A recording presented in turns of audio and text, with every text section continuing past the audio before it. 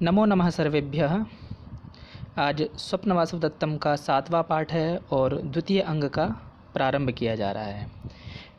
पिछले पाठ में अभी तक देखा था कि योगेंद्रायण वासवदत्ता को छोड़ करके उस आश्रम से जा चुके हैं और उसके आगे की कथा प्रारंभ हो रही है। तो ततः प्रवेशति चेटी, चेटी तत्पश्चात प्रवेश करती है नाटक में।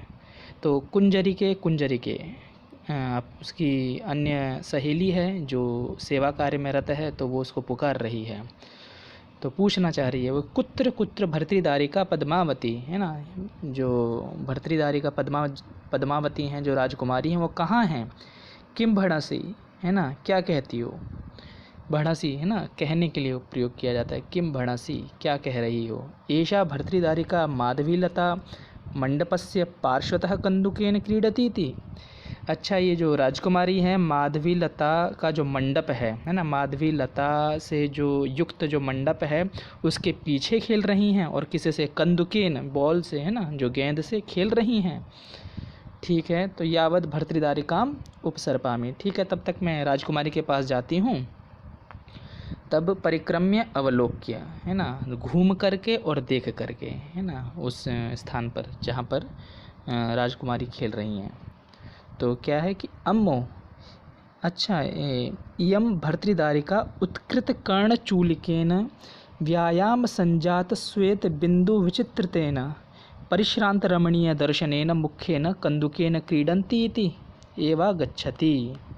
तो कह रहे हैं कि ये जो भर्तृदारिकाएं, जो राजकुमारी हैं, उत्कृत कर्णचूलिकेन, जिनकी जो कर्णचूलिका अर्थात ये जो कर्णाभूषण जो है वह ऊपर है ना उठ गया है, अर्थात वहाँ से वो हिल रहा है। और किस कारण से कि व्यायाम संजात है ना, व्यायाम करने से, क्योंकि वो बॉल से खेल रही है ना, तो उससे जो व्यायाम जो हो रहा है, और व्यायाम के बाद में संजात श्वेत बिंदु है ना, उससे उत्पन्न हुए जो श्वेत अर्थात जो पसीने की जो बूंदें हैं, जब खेलते हैं तो पसीने की बूंदें ढलक आती हैं ना चेहरे पर, तो वही उस विचित्रतेना, मतलब कि उस विचित्र दृश्य से है ना क्या लग रहा है कि परिश्रांत रमणीय दर्शन, उनका जो दर्शन अर्थात परिश्रांत अर्थात जो थक गई हैं,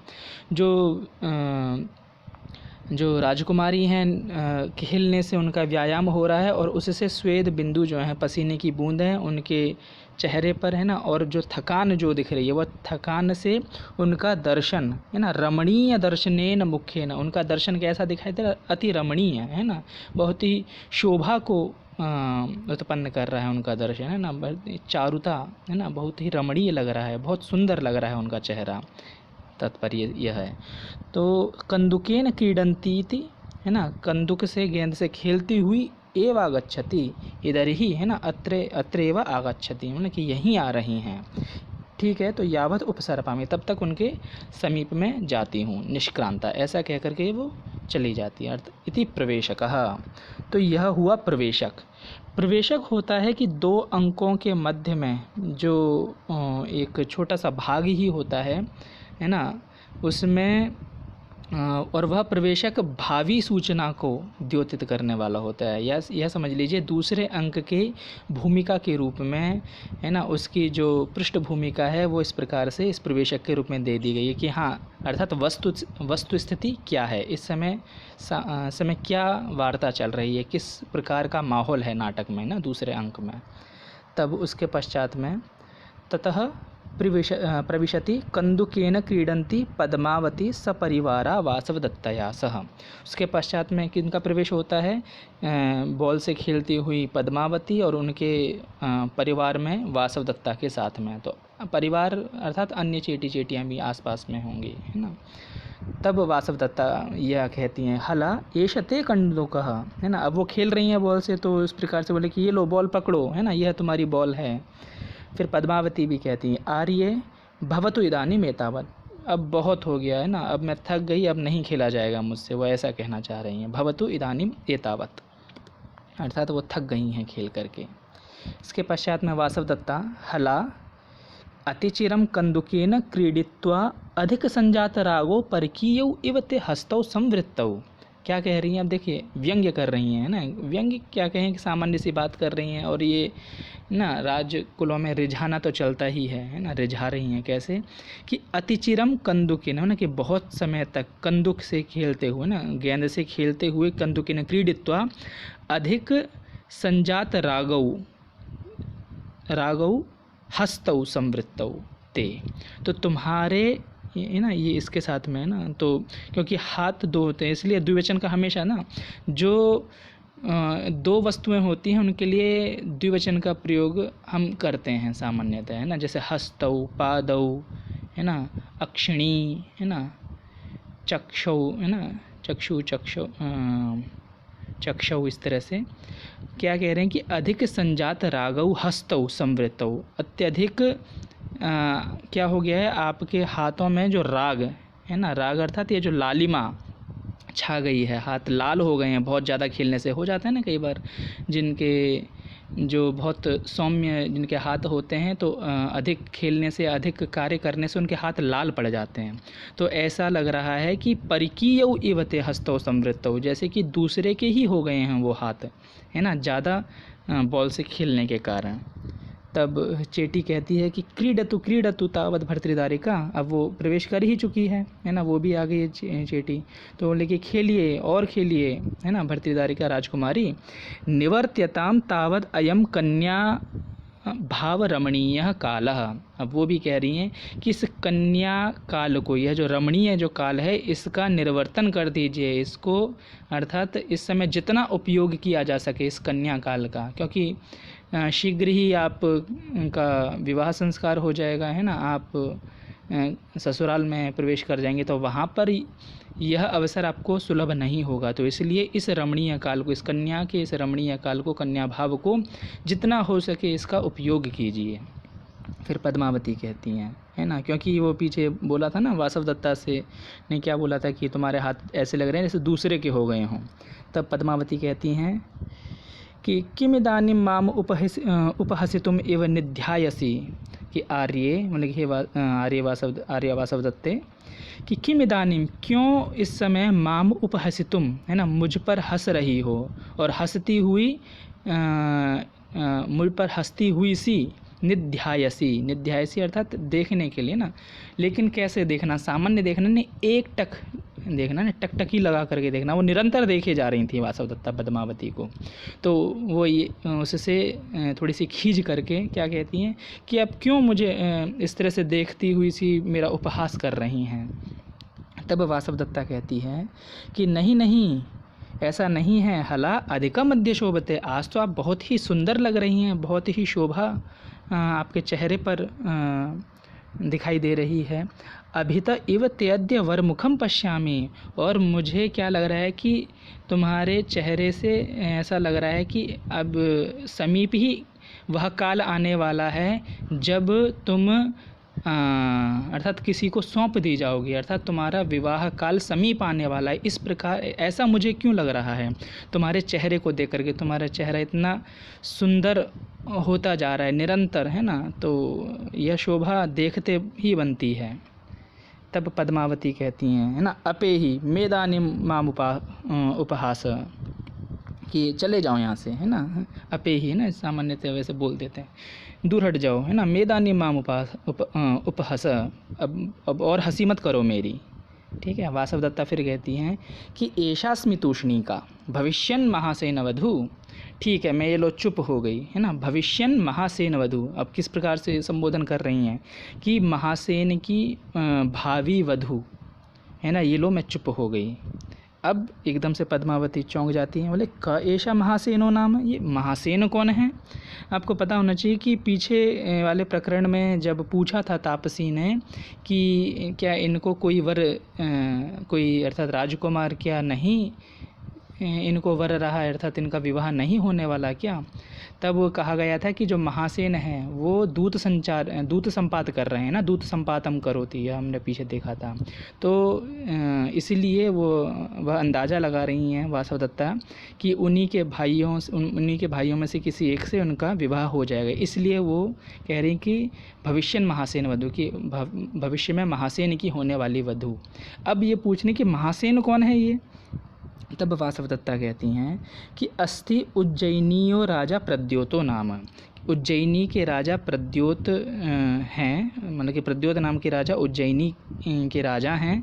तस्य बल परिमाण निर्वृत्तम नामधेयम महासेन इति, अर्थात उन्हीं का अत्यधिक बल होने से ना, बल परिमाण निर्वृत्तम मतलब बहुत बल बढ़ जाने के कारण उनका यह दूसरा नामकरण किया गया है महासेन। यह भी परीक्षा के लिए इम्पोर्टेंट, यह ध्यान रखना कि महासेन किसके लिए स्वप्न वासवदत्तम में प्रयोग किया गया है नाम। तो यह राजा प्रद्योत के लिए, जो उज्जयिनी के राजा हैं, उनका दूसरा नाम महासेन है, यह ध्यान रहना चाहिए। ठीक है। अब चेटी कहती हैं भर्तृदारिका तेन राज्य सह संबंधम नेच्छति, राजकुमारी उन राजा के साथ संबंध करना नहीं चाहती हैं, अर्थात वहाँ पर संबंध बनाना नहीं चाहती हैं। तब वासवदत्ता सामान्य प्रश्न करती हैं, अतः केन खलु इदानीम अभिलषति, अच्छा तो अन्य किसको चाहती हैं, ये बता दीजिए मुझे। तब कहती हैं चेटी कि अस्ति वत्सराज उदयनो नाम तस्य गुणान भर्तृदारिका अभिलषति। एक जो वत्सराज उदयन नाम, अच्छा उदयन नाम के राजा हैं जो वत्स प्रदेश के हैं। तस्य गुणान भर्तृदारिका अभिलषति, उनके गुणों को राजकुमारी पसंद करती हैं, अर्थात उनके गुण सुन करके वो लगता है कि उन्हीं को अपना दिल दे बैठी हैं, है ना ये। तब वासवदत्ता एकदम से आत्मगतम, पहले तो अपने अंदर सोचती हैं कि आर्यपुत्रम भर्तारम अभिलषति, तो ये आर्यपुत्र को स्वामी बनाना चाह रही हैं। चलो ठीक है, पूछती हूँ क्या है ना, प्रकाशम सामने पूछती हैं केन कारणेन, किस कारण से। चेटी कहती कि सानुक्रोश इति, वे दयालु हैं ना, हमने पीछे देखा ना अनुकंपा दया, है ना, यह अमरकोश में अन्य नाम इसके सानुक्रोश भी कहा जाता है। तो सानुक्रोश से तात्पर्य अनुक्रोश, अर्थात वो दयालु प्रवृत्ति के हैं, है ना, इसलिए जो पद्मावती हैं राजकुमारी हैं वो उनको चाहती हैं। तब वासवदत्ता आत्मगतम अपने अंदर सोचती हैं ना, जानामि अयमपि जन एव अनुमादितः, मैं जानती हूँ, निश्चित रूप से जानती हूँ कि यह जन भी, अर्थात ये व्यक्ति भी, पद्मावती के बारे में कह रहे हैं, ये भी उन्मादित हो चुका है, अर्थात उनके द्वारा उन्मत्त करा दिया गया है, अर्थात वो हैं ही ऐसे, है ना, राजा जो उदयन है वो हैं ही ऐसे, अर्थात उनके बारे में, उनके विषय में कोई सुनता है तो वह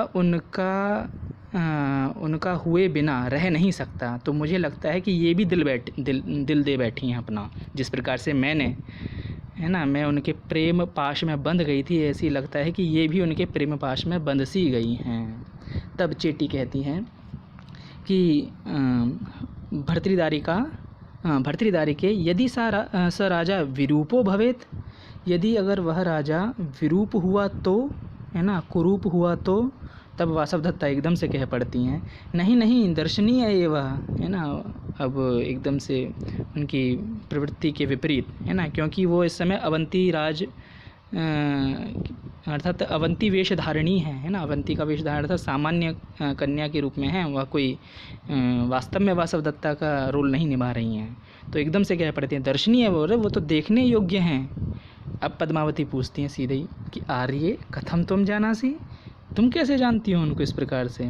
अब आत्मगता, अब उनको पश्चाताप सा होता है ना, क्या कि आत्मगता आर्यपुत्र पक्षपातेन अतिक्रांतः समुदाचारः, है ना, आर्यपुत्र के प्रति पक्षपात होने से, है ना, क्योंकि मैं उनका पक्ष लेती हूँ और ऐसा पक्ष लेने के कारण ही यह जो समुदाचार है, जो सामान्य जो आचार व्यवहार है वह अतिक्रांत हो गया, उसका अतिक्रमण मैंने कर दिया है। अर्थात मुझे, है ना, मुझे एकदम से ध्यान नहीं रहा, बात में ही मेरे मुख से यह बात निकल गई ना, मैंने अब जो सामान्य जो आचार है उसका अतिक्रमण कर दिया है, मैं वो भूल गई थी कि ऐसा मुझे नहीं कहना चाहिए था। कारण क्या है कि आर्यपुत्र पक्षपातेन, कि आर्यपुत्र के प्रति मेरा हृदय विशेष रूप से पक्षपाती है, इसीलिए। अब सोच रहे हैं कि मिदानीम करिष्यामि, क्या करूं मैं, अब कह तो दिया है मैंने, ठीक है, भवतु दृष्टम, है ना, चलो सोच लिया मैंने कि क्या कहना है। तब कहती हैं प्रकाश में ना, हला एवं उज्जयिनियो जनो मंत्रयते, ऐसा उज्जयिनी के लोग कहते हैं, है ना, जहाँ से वो थीं, क्योंकि वहीं का तो वेश धारण कर रखा था ना, अवंती वेश धारिणी। तो उज्जयिनी के लोग जहाँ कि वासवदत्ता हैं, तो वहाँ के लोग ऐसा कहते हैं, जनो मंत्रयते, है ना, वहाँ के लोग ऐसा कहते हैं, मंत्रणा करते हैं इस प्रकार की। तब पद्मावती कहती हैं युज्यते, ठीक है। देखिए ये प्रयोग भी किया जा सकता है, हम केवल भवतु अस्तु यही ना करें संभाषण में प्रयोग, युज्यते प्रयोग भी कह सकते हैं, ठीक है, युक्त है ना, या फिर कहते हैं कि स्पष्टम, है ना, युज्यते, ठीक है। न खलु एष उज्जैनी दुर्लभ, तो इसका तात्पर्य यह हुआ कि उज्जैनी के लोगों के लिए भी उनका दर्शन दुर्लभ नहीं है, उज्जैनी भी दुर्लभ नहीं है उनके दर्शनों से, है ना, किनके, वत्सराज उदयन के। सर्वजन मनोभिरामम खलु सौभाग्यम नाम, यहाँ सौभाग्यम से तात्पर्य है सौंदर्य, है ना। तो कहते हैं, अब सौंदर्य की परिभाषा क्या बता रहे हैं कि सभी लोगों के मनों को हर ले, इसी को ही तो सौंदर्य कहते हैं, इसी का ही नाम तो सौभाग्य है, इसी का ही नाम सौंदर्य है, जैसा उनके पास में है। अर्थात उनके सौंदर्य को देख के, उनके रूप को देख करके, उनके यौवन को देख करके उज्जैनी के जो लोग हैं उनका मन, है ना, आकृष्ट किया जा चुका है उनके द्वारा, राजा उदयन के द्वारा, ठीक है। अब उसके बाद में ततः प्रविशति धात्री, उसके बाद में धात्री जो हैं, धात्री कौन होती हैं, जो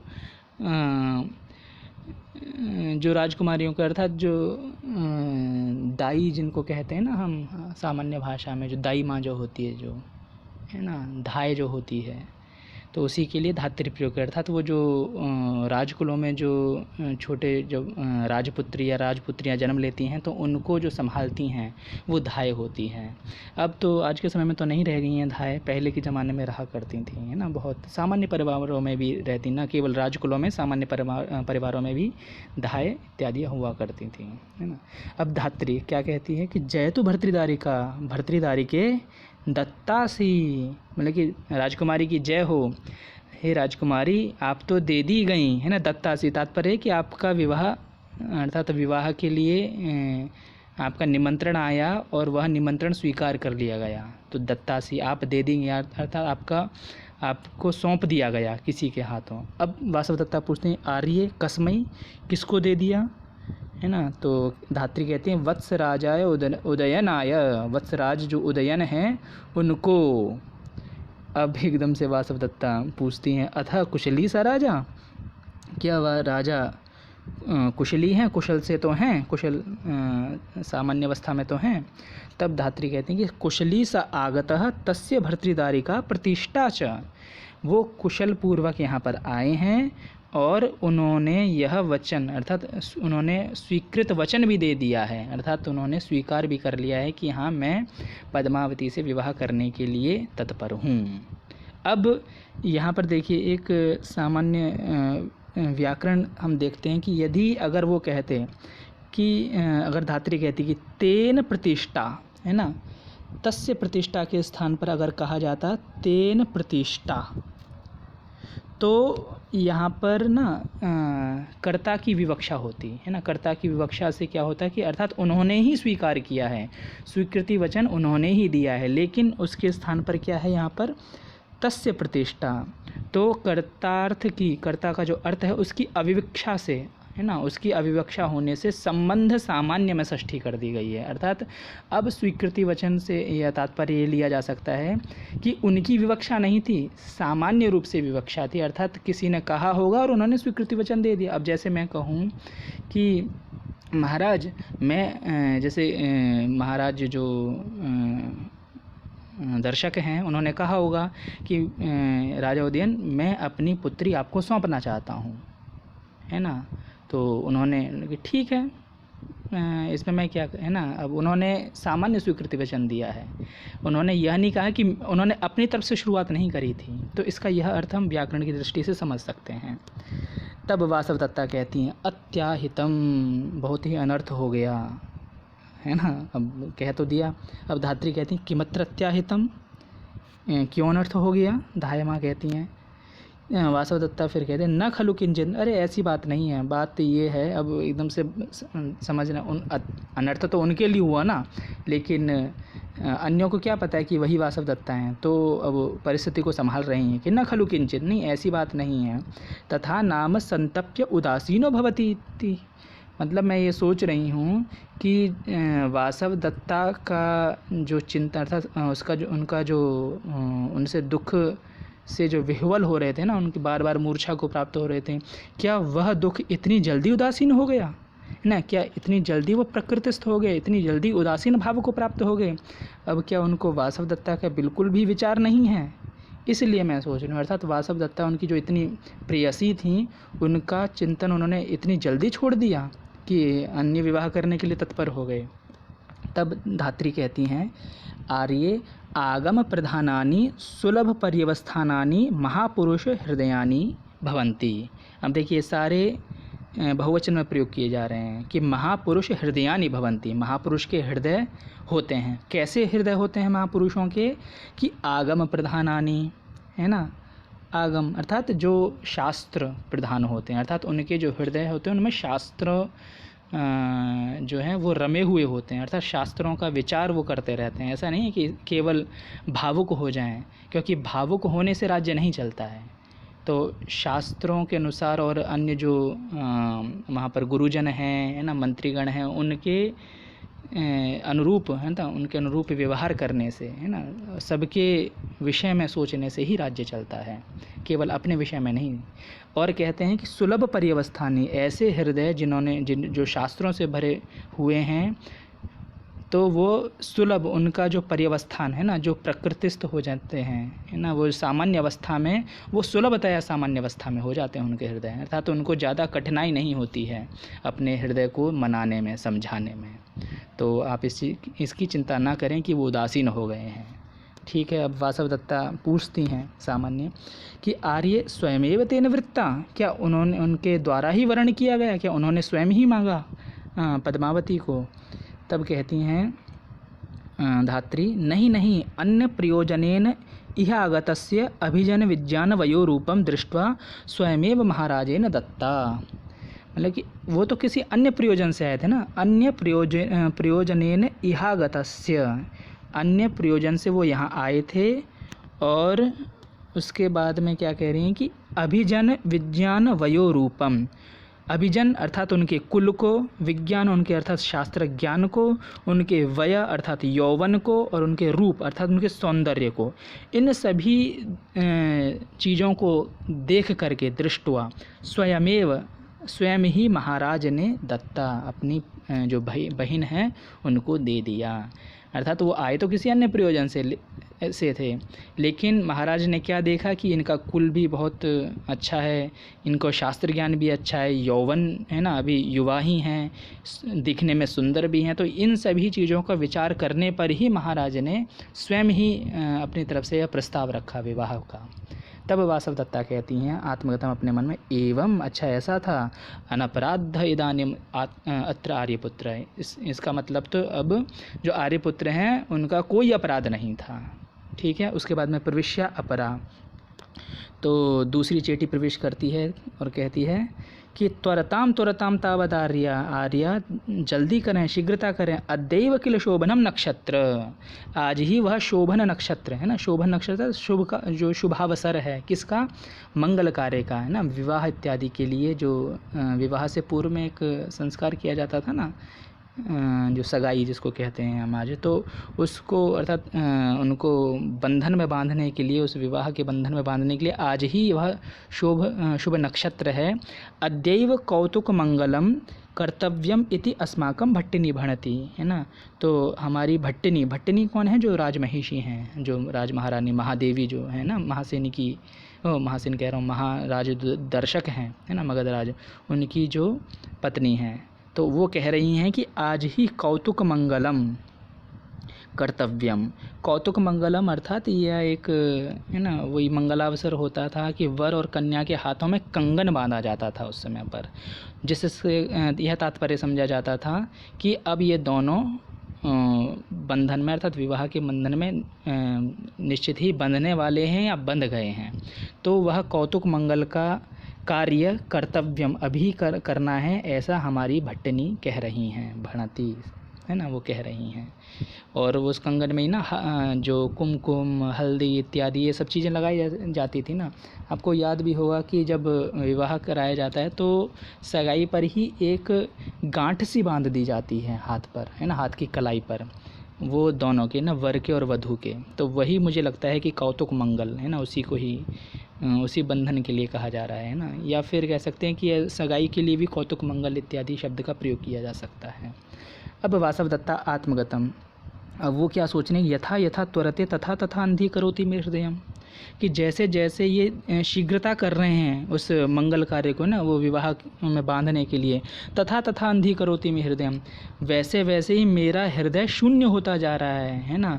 मैं समझ नहीं पा रही हूँ कि क्या करूँ ना, मेरा हृदय बैठा जा रहा है ना। अब उसके पश्चात में धात्री कहती हैं कि एतु एतु भर्तृदारिका, चलिए भर्तृदारिका राजकुमारी। और उसके बाद में निष्क्रांताः सर्वे, सभी चले जाते हैं। इति द्वितीयो अंक, यहाँ पर दूसरा अंक समाप्त हुआ, है ना। नमस्कार।